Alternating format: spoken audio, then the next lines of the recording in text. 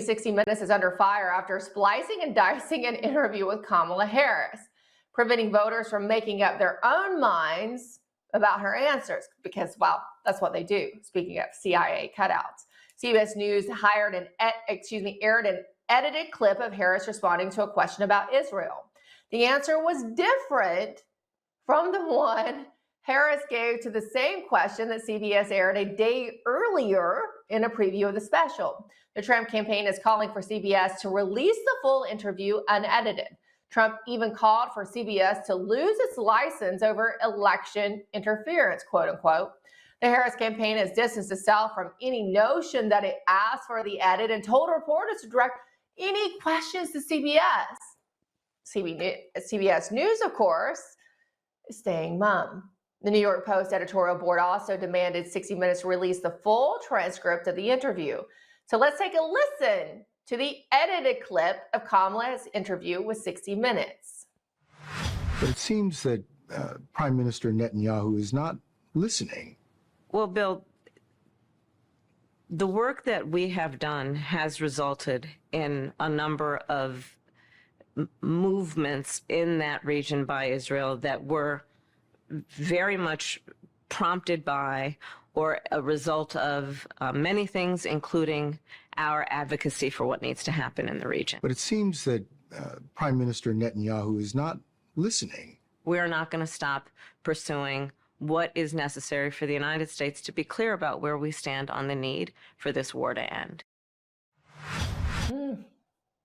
Big difference there. Now, my next guest says that time is running out on legacy media's lies and propaganda. He's an Emmy Award-winning political news veteran. He's also the host of In Depth, Souls and Liberty. Gary Michael Voris joins us now. Gary, you also penned a recent article calling this a social media election. I'm interested to hear what you have to say about that because I just laid out for our viewers my recent experience with social media. So I'm not as hopeful about Elon Musk X as perhaps you are, but tell us why you're going to call it the social media election and how that parlays with what is obviously a corrupt media. And you couldn't get a better example than playing that one version of Kamala Harris's answer on 60 Minutes, right? As opposed to the edited version. So people could see it right there for what it is. Yeah, it's very true. Emerald, thank you very much for having me on. God bless you and your viewers. This is, I have to say, just as a very quick aside, I used to work for 60 Minutes. That was my very first job in broadcast news was at 60 Minutes, a broadcast center, and across the street, a 555 building where they had those 60-minute studios. I was in there. That disgusts me. Yeah, I mean, for a whole bunch of reasons, but it really hits home. The very first thing they do when you get a job at CBS is they hand you, at least they did, this 3-ring binder, and on the front was called SOP, Standard Operating Procedures. And one of the things was you never edit an interview. It's one of the very first things on the very first page. You just play what it says. It was so strict, you couldn't even put the answers in a different order, not like you were editing trying to cover it up, but if they said this first, you had to play that first, period. So that's just revolting, and they're violating their own standards. But yeah, social media has, I agree. I mean, look, I'm sure that I've gotten throttled on Twitter. I mean, I was getting 1,500, 2,000, new followers a month, and then it just stopped about 2 years ago or so. I think when Elon took over, first of all, that lady's in charge of the regular operation of it now. And when you clear out 80% of mind-controlled censorship, no free speech type people, well, you've still got 20% of them left over. So yeah, my my condolences on your troubles. That's sad to watch. It really is. It shouldn't be happening to anybody. And I mean, is Elon? I mean, I don't think he sits there and like watches Twitter and reads this and goes into the analytics like you portrayed there. But hopefully, you're able to chase that down because that's just bad. Challenging the whole sort of Pentagon intelligence agency's control of elections. I mean, who cares what polls say? Who cares how people vote? If somebody's sitting in a room somewhere and just moving votes around and saying, here's who won. But nonetheless, not necessarily tied to elections per se, although that's the heart of the season we're in right now. So much stuff is still coming out about everything. Had it not been for social media, there would never have been the revelations about, for example, the Wuhan lab leak. Remember all the way back? Oh, it's just some kid ate a bat in a wet market and it spread around the world. Sure, it did. Masks. Oh, masks are fantastic. You have to put masks on. No, they're not. It was because people found other outlets, some of them on smaller little podcast things, but there's an old expression, and it's absolutely true, and your show's named after it, the absolute truth. Truth is like water. It always finds a way. It's just the nature of truth to be known. The problem with this communist, controlling agency we have over everything in the world today, essentially, is that they put up every possible block they can to the truth getting out. Okay, it takes longer for the truth to get out, but the truth is getting out. And I think you're actually kind of seeing and hearing that, particularly the truth of what you're being, the information you're being told that's being presented as truth, like, hey, the economy is getting better, and hey, these immigrants are everything's fine, and no, they're not disrupting. Well, that's it. That garbage just clashes with people's experience, their day-to-day experience. I mean, you can't come into office, drive grocery prices up 100%, and then when they come down to just 40% higher than they were when you took over, claim victory. It's worse. That's it. And people's experiences are what really count here. And I really think it's people's experiences that are actually driving this. And that's why these truthful, what we do, obviously what you do, many others like us, we're all doing the same thing. It just keeps, and it corresponds to the truth of people's lived realities. You can only lie to all of the people some of the time, as Abraham Lincoln famously said. So I do think the truth is coming out, and look, and we know the dinosaur legacy media, please, you won't hear an ounce of truth on there. But on social media, you're not hearing as much. As I said that in my commentary, it's not where it needs to be, but it's much better than what it was, even 4 years ago. I remember all the election stuff. Oh, it's all, you can't, this is the safest, most secure election in U.S. history. And now they're we still see saying state that, after state tossing off hundreds of thousands of people off their voter rolls. And, it's like water. It always, always finds a way. That's interesting about CBS. And like you said, you used to work at 60 Minutes, and it's one of the shows that so many people, so many Americans tuned into, and I still have family members who tune into it because they trust it, right? It built a certain level of trust. But particularly during the pandemic, I noticed you brought up the lab leak controversy, right? Did it come from a wet market? Did it come from a lab leak? In CBS, 60 Minutes was actually one of the first outlets to really run cover for EcoHealth Alliance and Peter Daszak.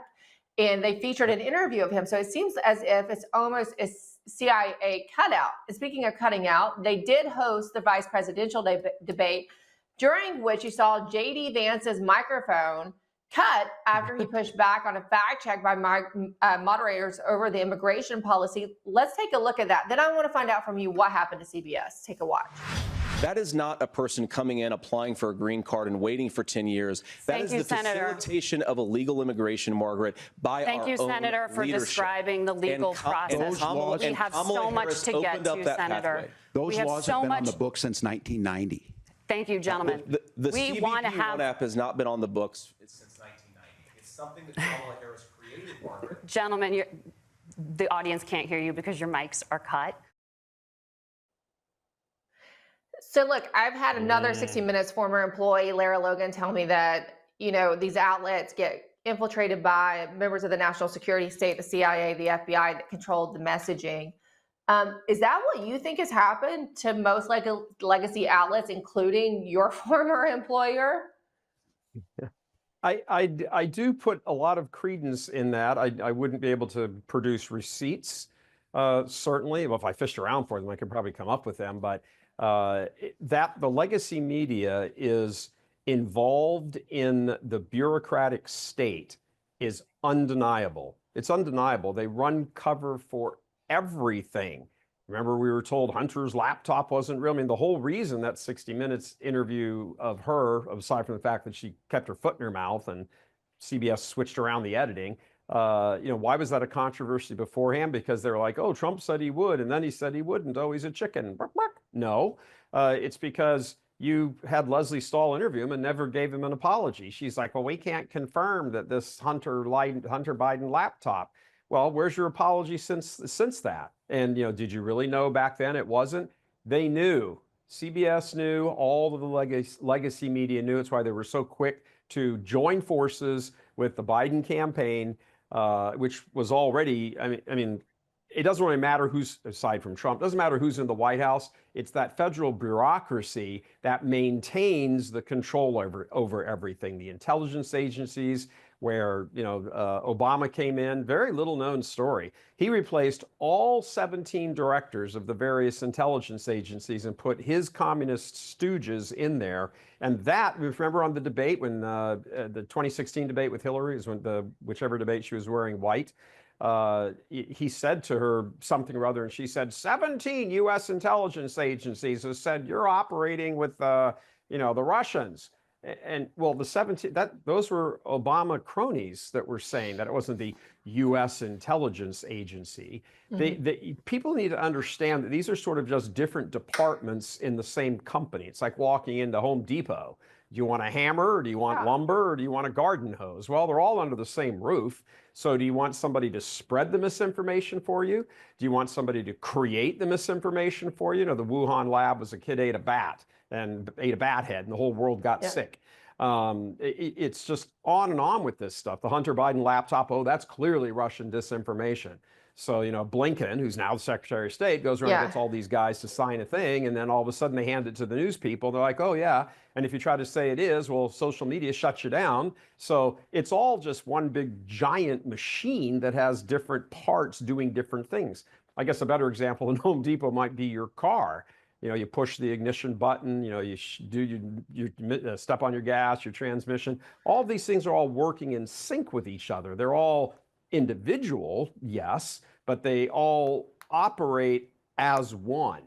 And if people don't get that, they're not getting the big picture here. So, yeah, I'm sure there are many people in this particular case, Emerald, who are saying, we don't want her tweets getting out there. My goodness, that's way too close to home. Shut it down. Well, I just noticed it, and I went to look at my analytics, and that's what I found. Look, we'll see.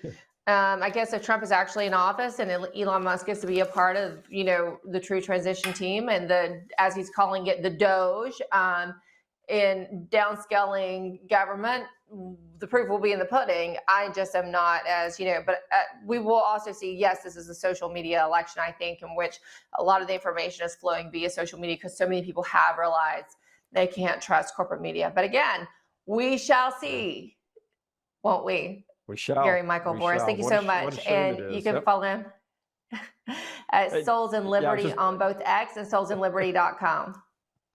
Thanks. Very good. Gary. Thank you very much, Emerald. Appreciate it. Thank you.